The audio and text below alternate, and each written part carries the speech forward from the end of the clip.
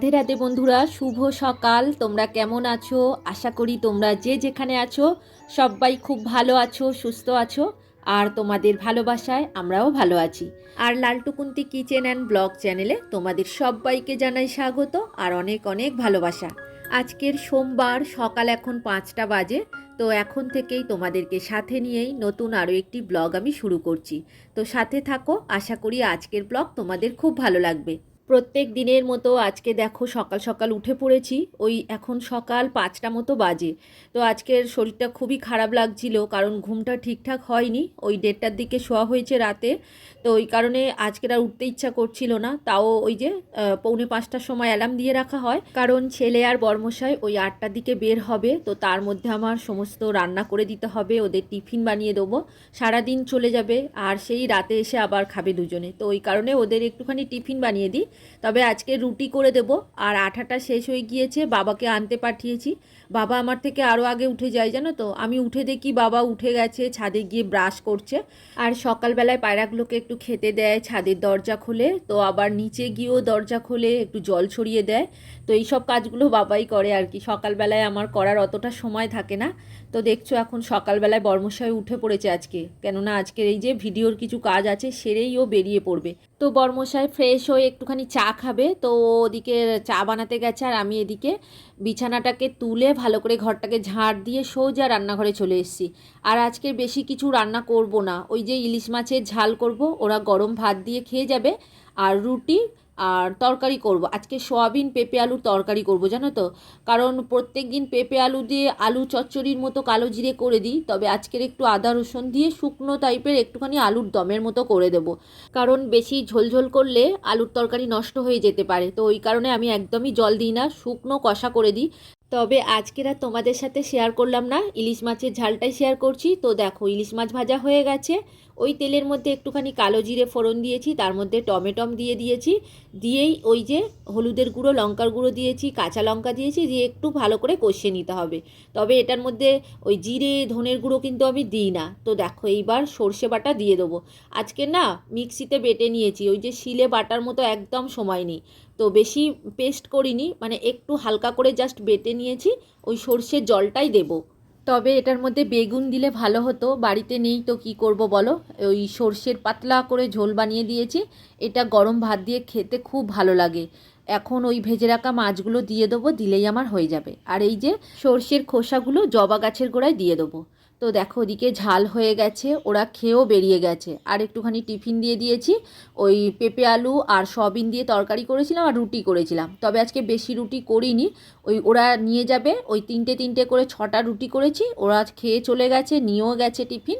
তো তারপরে দেখো আমি কাজ শুরু করে দিয়েছি। তবে আজকে শরীরটা ভালো লাগছে না, তো সেরকম কাজ করতে পারলাম না কিছুই ঘরবাড়ি। তো যাই হোক, এদিকে পুজো করতে হবে আজকের আবার। তো বর্মশাই করে দিয়ে যেতে পারেনি। আর এদিকে পায়রাগুলো খাওয়ার জন্য কি ব্যস্ত হয়ে গেছে দেখো, ওদেরকে খেতেও দেয়নি। আর সকালের দিকে প্রচণ্ড ব্যস্ত থাকি। তো বর্মশাইও এখন সকালে খুবই ব্যস্ত থাকে, চা খাবে, স্নান করবে, ফ্রেশ হবে, তারপরে আবার অফিসে বের হবে খাওয়া দাওয়া করে। আর সকালবেলায় খেতেও পারে না, তবে ওই টিফিনটা নিয়ে যায়, তো ওটাই খায় বেলার দিকে। তো যাই হোক, এদিকে দেখো আমিও আসতে পারিনি ছাদে যে এদেরকে খেতে দেবো। বাবা সকালবেলায় চাল দেয় আর গমটা বর্মশাই দেয়, নয় আমিই দিয়ে দিই। তো ওই কারণে ওরা এত ব্যস্ত হয়ে গেছে গম খাওয়ার জন্য, দেখছো হাতের মধ্যে বসে পড়ছে, মানে প্রচণ্ড খিদে পেয়ে গেছে। আর আমার তো বেলা হয়ে গেছে ঠাকুর ঘরে আসতে, কারণ ওরা চলে যাওয়ার পরে অনেক কাজ থাকে। ওই যে রান্নাঘর পরিষ্কার করলাম, কিছুটা বাসন ছিল সেগুলো মেজে নিলাম, তো তারপরেই আমি ঠাকুর ঘরে এসেছি। আর শরীরটা ভালো নেই বলে ঘরবাড়িগুলোও মুছলাম না। তো যেরকম পরিস্থিতি সেরকম আমাকে চলতে হবে। আর আমাদের বাড়ির কাজ আমরা নিজেরাই করে নিই। তো তো ওই কারণে একটু কষ্ট হলেও একদিন থাক, আবার কালকে নয় মুছবো। তো ওই কারণে আজকে আর মুছলাম না। তো যাই হোক, চলো আজকের ওয়েদারটা সেরকম ভালো নয়। আর পায়রাগুলোকে এই দুবার খেতে দিলাম। ওদের একবার দিয়েছি, খাওয়া হয়ে গিয়েছে, আবারও দিচ্ছি দেখো খাওয়ার জন্য, তাও ছটপট করছে।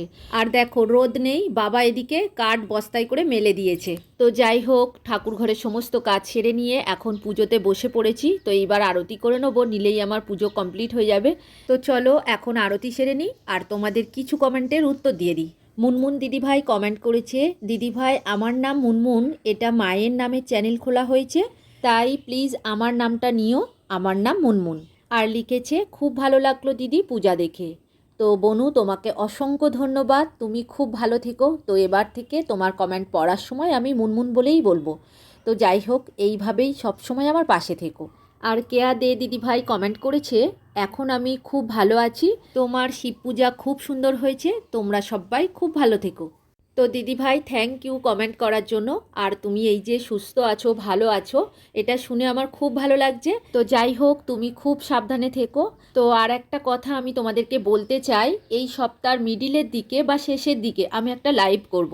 তো আমি সেখানে আমার যে সমস্ত প্রিয় বন্ধুরা আছে আমাকে কমেন্ট করে, তো আমি সেখানে একটা ভিডিও পোস্ট করে দেবো বা একটা ছবিতে আমি লিখে দেবো, তোমরা প্লিজ এসো, তোমাদের সাথে দুটো কথা বলবো, গল্প করব, এটাই আমার ইচ্ছা, জানো তো।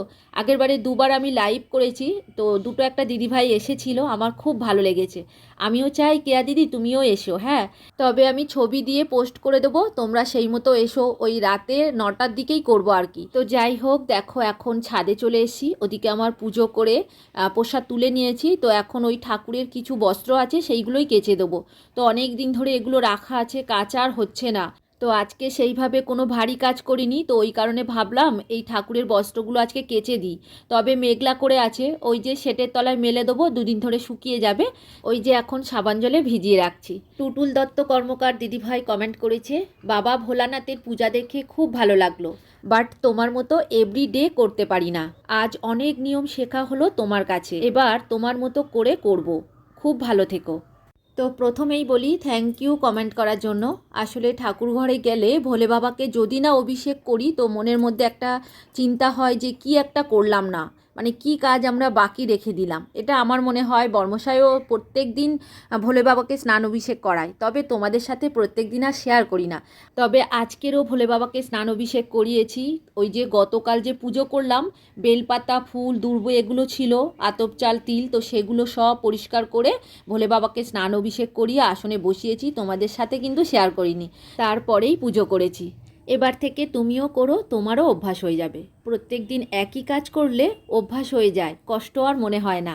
তো যাই হোক, তুমি খুব ভালো থেকো আর এইভাবেই সব সময় আমার পাশে থেকো। আর কবিতার কথা থেকে দিদিভাই লিখেছে, খুব খুব সুন্দর হয়েছে পূজার ভিডিও, জয় বাবা ভোলানাথ। আর কমেন্ট করেছে বিট্টু বিদিশা ব্লগ আইডি থেকে, দিদিভাই তুমি যে পুজো করো আমার খুব ভালো লাগে। আর কল্প কথা থেকে দিদিভাই লিখেছে, পূজার ভিডিও অপূর্ব লাগলো বন্ধু, জয় শিবশঙ্কর। আর প্রভাত হালদার দাদাভাই কমেন্ট করেছে, তোমাদের সবাইকে অসংখ্য অসংখ্য ধন্যবাদ এত সুন্দর সুন্দর কমেন্ট করার জন্য। তোমরা সবাই ভালো থেকো আর এইভাবেই আমার পাশে থেকো।